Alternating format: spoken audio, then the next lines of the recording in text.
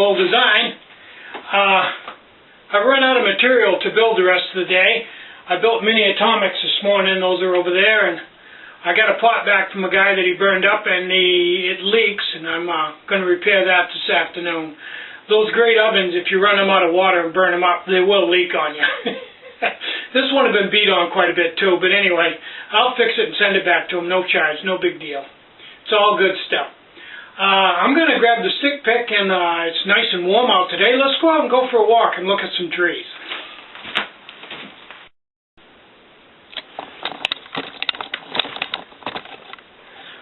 I've been pretty busy lately.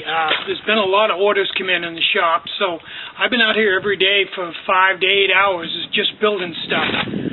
Today, I came out this morning and started a bongo project, a bongo high nipple, and towards afternoon I ran out of material to make the bases out of, so I had some ordered, and it should be here either this afternoon or tomorrow by FedEx, so until then, I'm kind of on hold, but I have other things I can do, but I wanted to get those back in the store, because if you look in the store right now, they're sold out, and I don't like to have that sold out too long, because, you know, people want to buy this stuff, and I hate to hold back on it.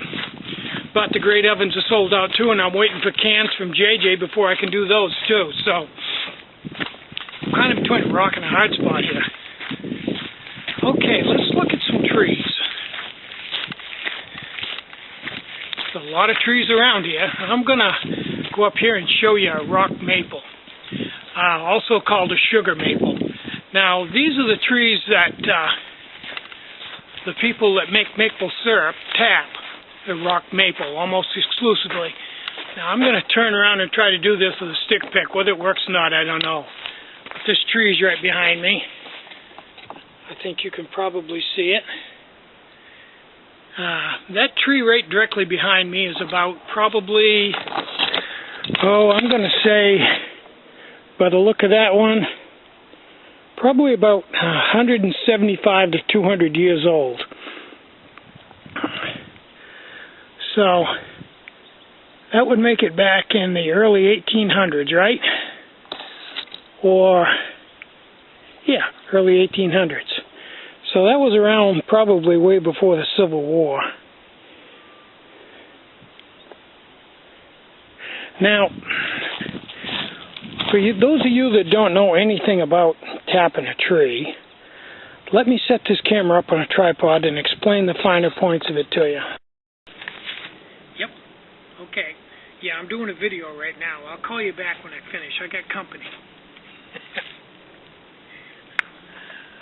Okay, in order to get maple syrup out of this tree, you need several things. First, it has to be below freezing at night and above freezing during the day. Really good and cold at night, say down in the 20s, is excellent, and up into the 45, 50 area during the day would be a perfect day for sap. Now, the tree has to be healthy. It can't be an old dead tree. It has to have good leaves on it in the summertime and have good healthy wood. This tree is a good candidate for that. It blossoms out real nice, all kinds of leaves in the summertime. It's a good shade tree. Now what you do is you drill into this a half-inch hole about 1 foot deep. It has to be past the bark and the outer wood and into the good sapwood. You don't want to go all the way into the heart, but this tree is good and thick. It's like 4 feet through, so going into 1 foot, you wouldn't get anywhere near the heartwood. If it was a smaller tree, you'd have to do a shallower tap. Now, when it warms up, this tree will start drawing moisture out of the ground and pulling it up into its leaves and buds to get going in the spring. As it pulls the moisture up out of the ground, where the hole is in it, the moisture will come into that hole and weep and run out, and you drive what's called a spile into the hole, which is an interface between the sap and the bucket, and hang a bucket on it. Now, when that draws the moisture up, it'll go all around that hole, it'll leak, run out the hole, run out the spile, and drip into the bucket. Now, if you're a commercial sapper, you'll have hundreds of trees all hooked together with blue plastic line, and the hose will go all the way back to the sap house, and it'll have a couple pounds of vacuum on it, and you'll actually pull the sap right out of the trees. But for us old-timers, they just hang a bucket on the tree, and they used to come by with a set of horses and a sleigh, pick the bucket up, take it over and dump it in a wooden barrel, and when you get all done, haul it back to the sap house. Now, once you get back to the sap house, it goes in a big, shallow pan called an evaporator with a wood fire underneath it.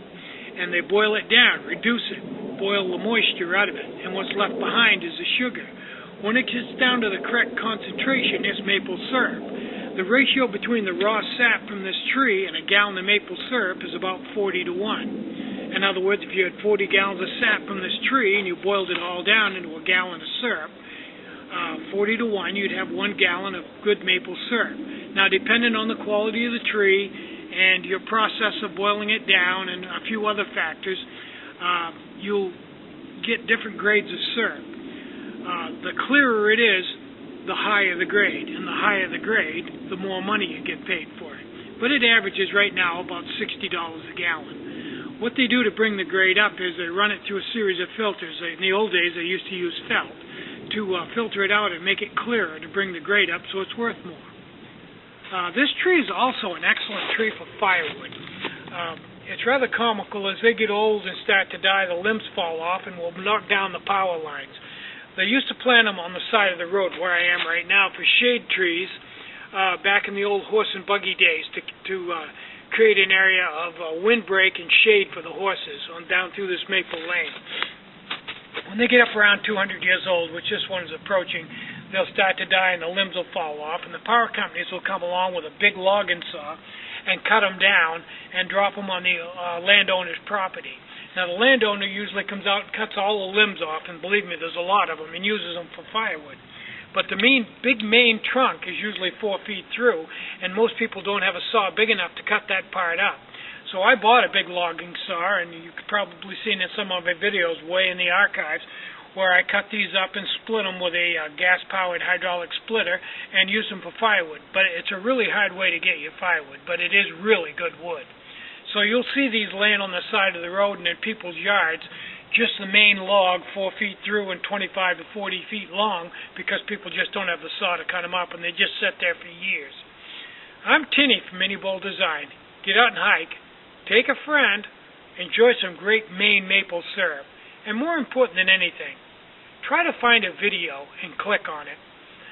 Click on the ad. If just everybody that watches my videos, if they each just click on one ad, this will pay for this whole thing, and Google and I will thank you. So, have a great day. Bye-bye.